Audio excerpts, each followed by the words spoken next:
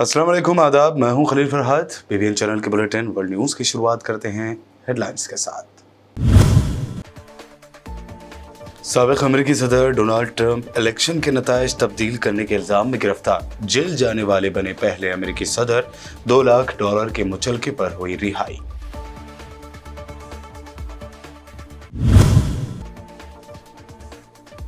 रूसी सदर पुतिन के खिलाफ बगावत करने वाले पेरेग्जोन की हलाकत पर उठ रहे हैं सवाल।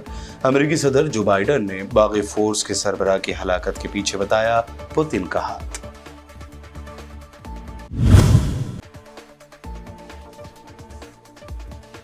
सऊदी अरब में आज जुमा से लेकर मंगल तक दरमियानी से शदीद बारिश की पेशगोई। अथॉरिटी ने लोगों से आबी ज़खायर और वादियों से दूर रहने की दी हिदायत।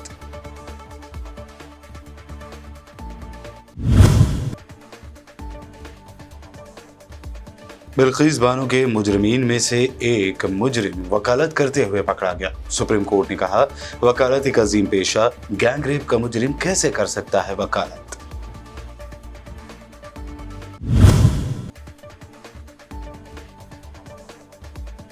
कारगिल में राहुल गांधी का पीएम मोदी पर संगीन इल्जाम। कहा चीन ने छीनी हजारों किलोमीटर हिंदुस्तानी जमीन, लेकिन पीएम मोदी ने बोला झूठ।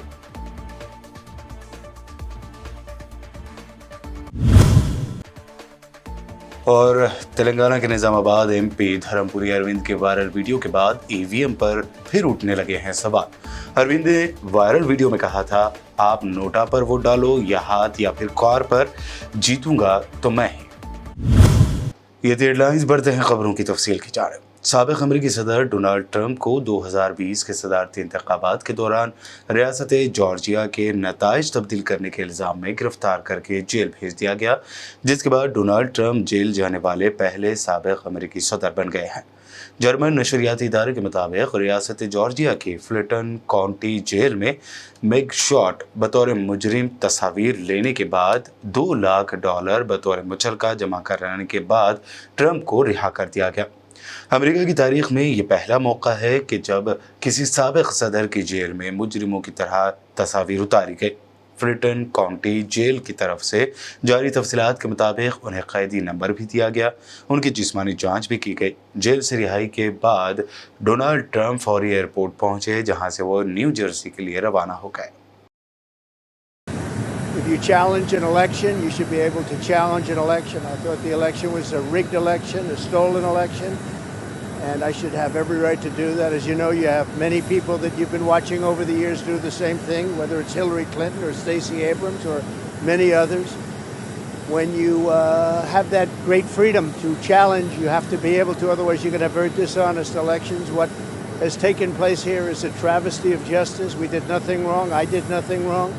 And everybody knows it. I've never had such support, and that goes with the other ones too. What they're doing is election interference. They're trying to interfere with an election. There's never been anything like it in our country before. This is their way of campaigning, and this is one instance, but you have 3 other instances. It's election interference. So I want to thank you for being here. We did nothing wrong at all, and we have every right, every single right, to challenge an election that we think is dishonest, that we think it's very dishonest.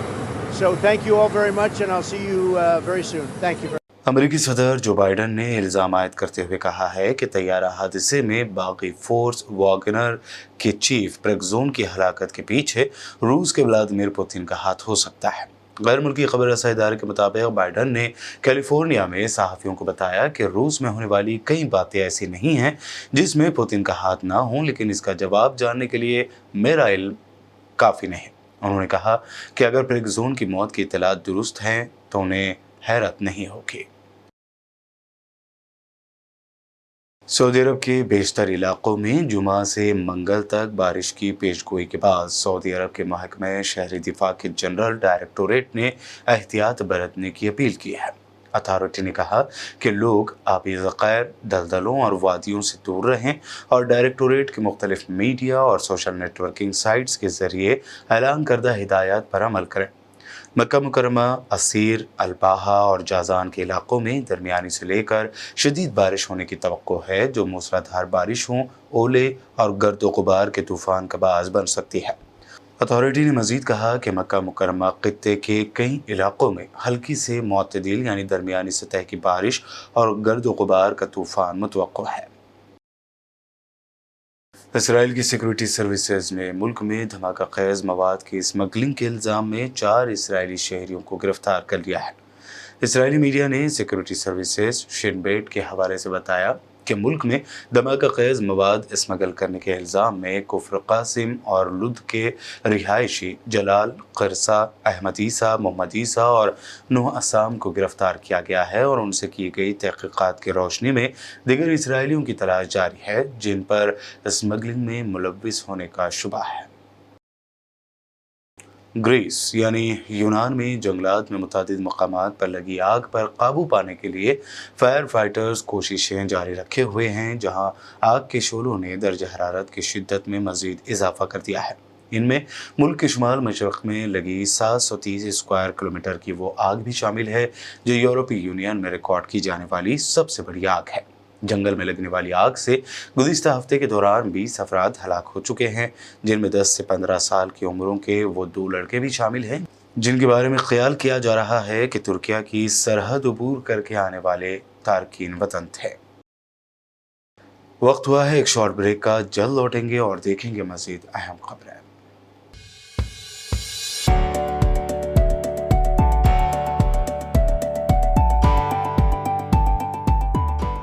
World news के sponsor हैं स्वागत, अदरक, लहसुन और मसाले 100% pure and hygienic.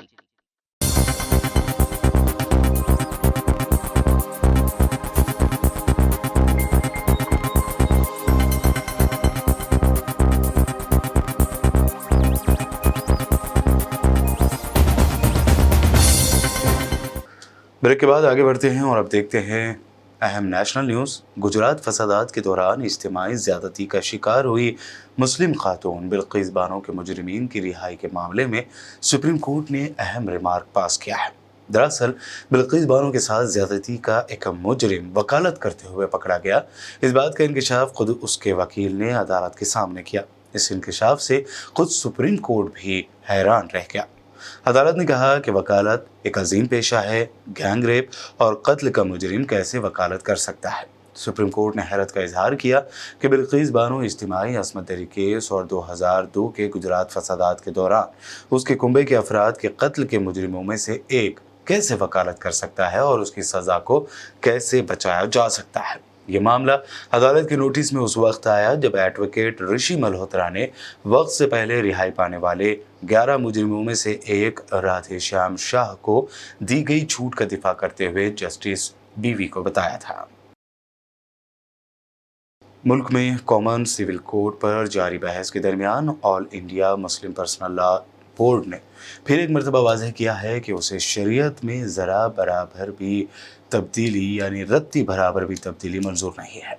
इस दरमियान खबर है कि पर्सनल लॉ बोर्ड ने लॉ कमीशन से मुलाकात में भी ये बात कही है। टाइम्स ऑफ इंडिया के रिपोर्ट के मुताबिक all India Muslim personal law board के सदर मौलाना खालिद सैफुल्लाह रहमानी की क़यादत में एक वफद ने 30 अगस्त को बुध को लॉ कमीशन के चेयरमैन जस्टिस ऋतुराज अवस्थी से मुलाकात की थी। इस दौरान बोर्ड ने कहा कि शरीयत की बुनियादी फॉर्मेट में रद्दी बराबर की भी तब्दीली मंजूर नहीं होगी। कांग्रेस कायद राहुल गांधी ने वज़ीर आज़म नरेंद्र मोदी पर बड़ा और संगीन इल्ज़ाम आयद किया है। कारगिल में राहुल गांधी ने दावा किया कि हिंदुस्तान की हज़ारों किलोमीटर ज़मीन चीन ने छीन ली है और हिंदुस्तान के पीएम मोदी ने इस मामले में अपोजिशन के साथ मीटिंग में झूठ बोला। ANI के मुताबिक राहुल गांधी ने कहा कि लद्दाख एक मनसूबाबंदी वाली जगह है। एक बात साफ है कि चीन ने हिंदुस्तान की ज़मीन ली है, लेकिन दुख की बात है कि हिंदुस्तान के पीएम ने झूठ कहा कि हिंदुस्तान का 1 इंच भी किसी ने नहीं लिया है। लद्दाख एक स्ट्रेटेजिक जगह है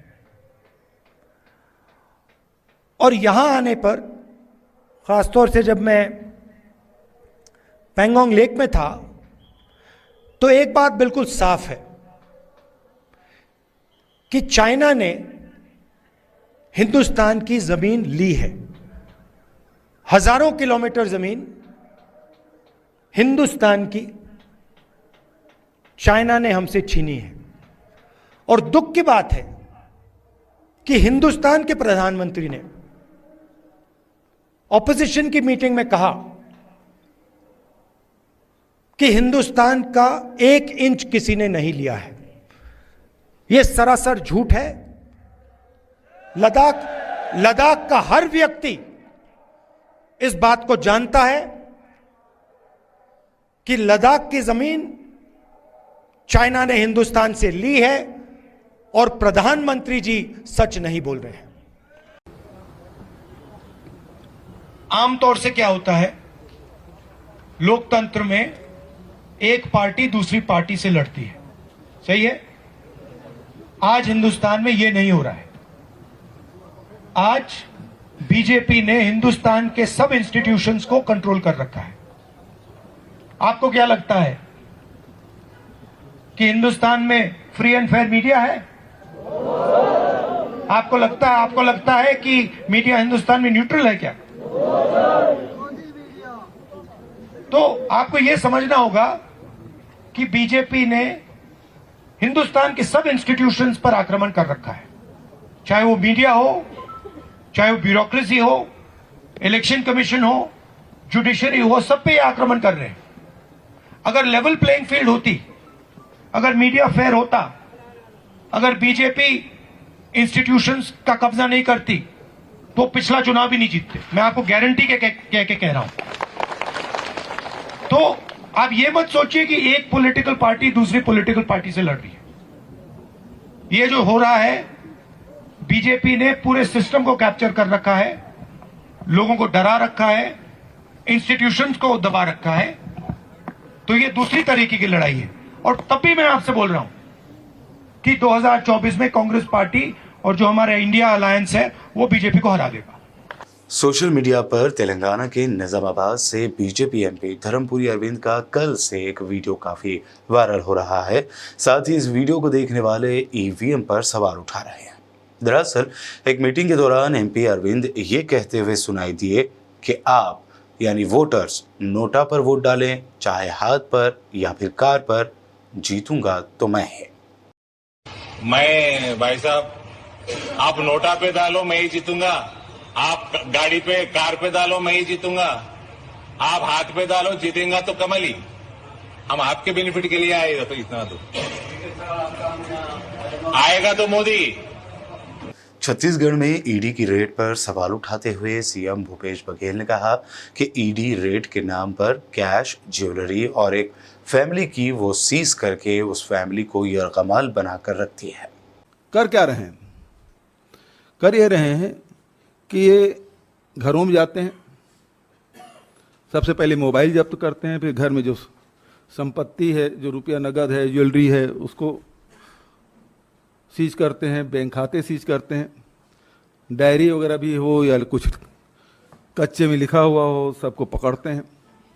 5-6 दिन तक के घर में बंधक बना कर रखते हैं। चाहे वो वृद्ध माता पिता हो, बीमार हो, उनसे कोई लेना देना नहीं, बैठे रहेंगे। तो सवाल तो इनके पास होते नहीं, और जब तक के ऊपर से आदेश नहीं होगा तब तक खाली नहीं करते। फिर वो राजनीतिक सवाल करना शुरू करते हैं। तुम्हारी क्या भूमिका है, तुम किस पार्टी से हो, तुम कितने सीट जीतने वाले हो, इससे क्या होगा, उससे क्या होगा। वो सारे राजनीतिक सवाल ही पूछना शुरू करते हैं। ऐसे ऐसे केस हैं जिसमें ECIR नंबर नहीं है और उनके घरों में ये लोग पहुंच के प्रताड़ित करने, बदनाम करने की कोशिश। अभी जो हमारा राष्ट्रीय महाधिवेशन हुआ छत्तीसगढ़ में, बहुत सारे पत्रकार साथी वहाँ गए भी थे, और ईडी के अधिकारी हमारे पार्टी के पदाधिकारियों के यहाँ बिना ECIR नंबर के वहाँ पहुँच गए, जो कि ये नहीं कर सकते, नहीं करना चाहिए। वो तो जो वेंडर है उसके यहाँ पहुँच गए। अभी कल ही मेरे राजनीतिक सलाहकार विनोद वर्मा के यहाँ पहुँच गए। मेरे जो OSD है, जो चूँकि मुख्यमंत्री होने के नाते जो क्षेत्र में OSD नियुक्त करते हैं, जो किसी की बीमारी का, किसी का और कुछ काम है जो दैनंदिनी आते हैं और हम लोग समय नहीं दे पाते, तो वो सारे काम वो लोग करते हैं। उसके घर में पहुंच गए, मिला कुछ नहीं, दिन भर बिठा के रखे। इसका मतलब ये है कि अब पाटन में भारतीय जनता पार्टी प्रत्याशी नहीं लड़ेगा, बल्कि ईडी और IT लड़ेंगे। आम आदमी पार्टी लीडर आतिशी ने एक जलसे से खिताब करते हुए दावा किया कि दिल्ली ऐसी पहली रियासत है जहां प्राइवेट स्कूल से नाम हटाकर पेरेंट्स बच्चों का एडमिशन सरकारी स्कूलों में करवा रहे हैं। पूरे देश भर में लोग अपने बच्चों को सरकारी स्कूल से निकाल के प्राइवेट स्कूल में एडमिशन करवा रहे हैं। दिल्ली पहला ऐसा इकलौता राज्य है जहां पे उल्टा हो रहा है और माता पिता अपने बच्चों को प्राइवेट स्कूल से निकाल के सरकारी स्कूल में एडमिशन करवा रहे हैं। यह शिक्षा क्रांति का नतीजा है। पिछले 3 साल में 4 लाख से ज्यादा बच्चों ने प्राइवेट स्कूल से नाम कटवाकर दिल्ली के सरकारी स्कूलों में एडमिशन लिया है। यह दिल्ली की शिक्षा क्रांति का नतीजा है। मुझे याद है जब 2015 में हमारी सरकार बनी थी, तो फरवरी के महीने में सरकार बनी थी और फरवरी, मार्च, अप्रैल का समय होता है जब स्कूलों में एडमिशन्स हो रहे होते हैं। और उस समय 2015 में अक्सर लोग हमारे पास आते थे और कहते थे, इस प्राइवेट स्कूल में एडमिशन करवा दो हमारे बच्चे का, इस प्राइवेट स्कूल में एडमिशन करवा दो, उस प्राइवेट स्कूल में एडमिशन करवा दो।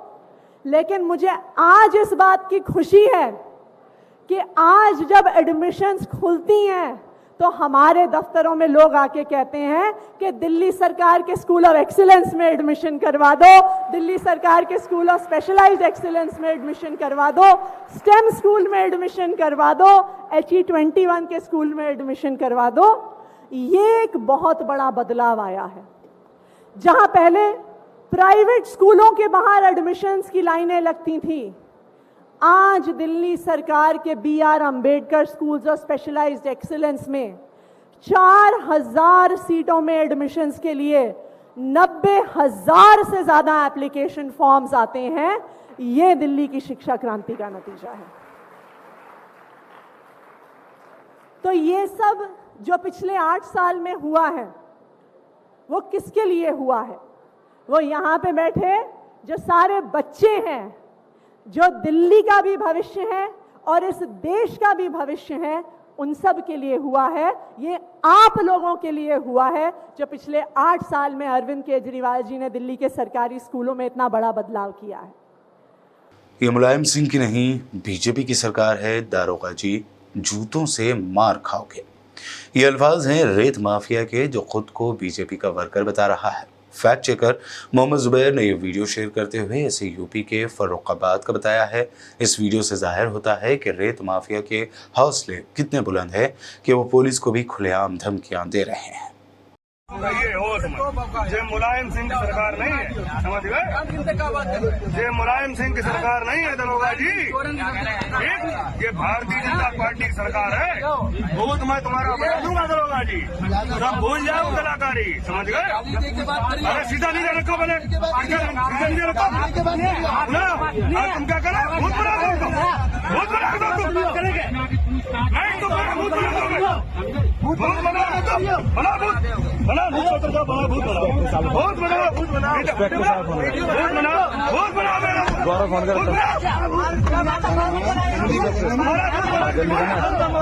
तुम्हारा भूत बना के दिखाओ, जानते हो मुझे तुम? तुम्हारे जानते नहीं है तुम्हें?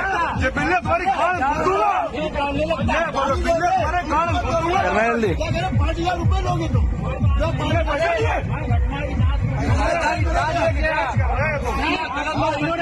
इनका तुम भूत बना दोगे, भूत बना दोगे, भूत बना दोगे।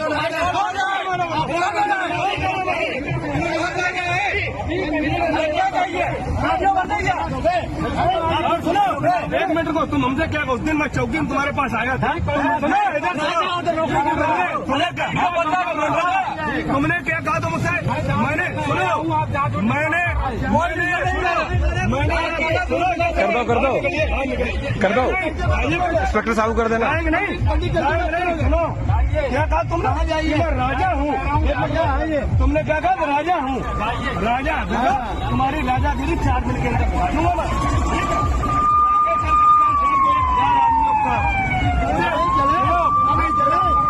पूरी जिला कमेटी को शिकायत करूंगा तुम्हारी।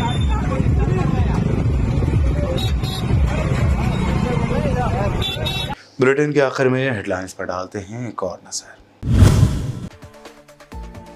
साबिक अमेरिकी सदर डोनाल्ड ट्रंप इलेक्शन के नताइज तब्दील करने के इल्जाम में गिरफ्तार, जेल जाने वाले बने पहले अमेरिकी सदर। $2 लाख के मुचलके पर हुई रिहाई।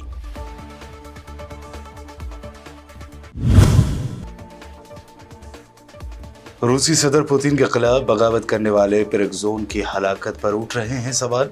अमेरिकी सदर जो बाइडन ने बागी फोर्स के सरबराह की हलाकत के पीछे बताया पुतिन का हाथ।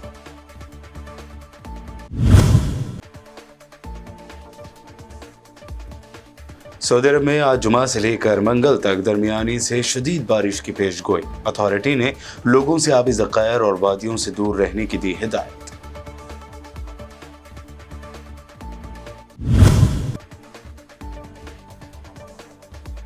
बिल्किस बानो के मुजरिमीन में से एक मुजरिम वकालत करते हुए पकड़ा गया। सुप्रीम कोर्ट ने कहा वकालत एक अजीम पेशा, गैंग रेप का मुजरिम कैसे कर सकता है वकालत।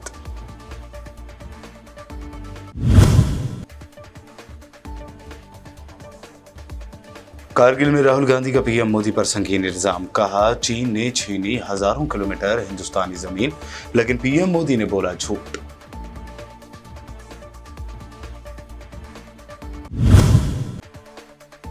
और तेलंगाना के निजामाबाद एमपी धर्मपुरी अरविंद के वायरल वीडियो के बाद ईवीएम पर फिर उठने लगे हैं सवाल। अरविंद ने वायरल वीडियो में कहा था आप नोटा पर वोट डालो या हाथ या फिर कार पर, जीतूंगा तो मैं ही। वर्ल्ड न्यूज में ये थी अब तक की अहम नेशनल व इंटरनेशनल न्यूज। मजीद ताज़ा तरीन अपडेट्स के लिए देखते रहिए बीबीएन चैनल। बीबीएन चैनल के व्यूअर्स के लिए एक अहम इत्तला, अब बीबीएन चैनल का टेलीकास्ट भारत भर में हो रहा है। हमारे व्यूअर्स भारत में कहीं भी टीवी पर अब बीबीएन चैनल देख सकते हैं। स्क्रीन पर बीबीएन चैनल की टेलीकास्ट डिटेल्स दस्तयाब हैं। इसके अलावा भारत भर में किसी भी एरिया में अगर आप बीबीएन चैनल देखना चाहते हैं तो आप अपने केबल ऑपरेटर को इसके लिए कह सकते हैं। आपकी डिमांड पर वो ज़रूर बीबीएन चैनल टेलीकास्ट करेंगे, क्योंकि बीबीएन एक फ्री टू एयर चैनल है। इसके लिए आपको सिर्फ हमारे दिए गए नंबर पर केबल ऑपरेटर से कॉल या व्हाट्सएप पर मैसेज करवाना है। हम आपके केबल ऑपरेटर तक बीबीएन चैनल पहुंचा देंगे, जिससे वो आपके एरिया में टेलीकास्ट कर सकते हैं। इसके लिए चैनल की हमारी पूरी टीम लगातार काम कर रही है ताकि आप तक बीबीएन चैनल को पहुंचाया जाए। इसके अलावा बीबीएन चैनल को भारत भर में रिपोर्टर्स की ज़रूरत है। अगर आप सहाफ़ी हैं और बीबीएन चैनल से जुड़ना चाहते हैं तो आप भी दिए गए नंबर पर रब्त कर सकते हैं।